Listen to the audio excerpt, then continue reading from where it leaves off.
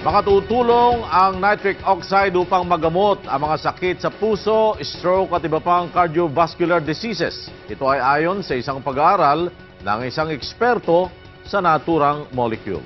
Ito ang balita ni Cecil Budenya. Natuklasan sa isang pag-aaral na isinagawa ni Dr. Luis Iñarro na ang nitric oxide ay makatutulong upang magamot ang cardiovascular diseases. Si Dr. Luis Iñarro ay isang American pharmacologist. Siya ang co-recipient ng Nobel Prize in Physiology or Medicine noong 1998, kasama ang biochemist na si Dr. Robert Forge-Goat at physician and pharmacologist na si Dr. Farid Murad dahil sa pagtuklas ng cell signaling properties ng nitric oxide. Ang nitric oxide ay isang uri ng molecule na may chemical formula na NO. Ayon sa Vice President ng Philippine Heart Association na si Dr. Eugene Reyes, ang nitric oxide ay isang substance sa daluyan ng dugo na may signaling property na nagpapabuka ng ugat. Nitric oxide is a substance in our blood vessel that makes our blood vessel dilate or bumubuka, nagpapabuka ng ugat. Pagka healthy ang ugat mo, marami kang nitric oxide. At pagka marami kang nitric oxide, hindi nagbabara ang ugat.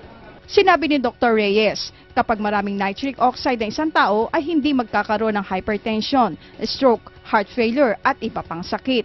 Pero babala ni Dr. Reyes, maraming dahilan para mahinto ang pagre-release ng nitric oxide sa ugat ng katawan ng tao tulad ng pagkakaroon ng alta presyon, diabetes at sobrang paninigarilyo.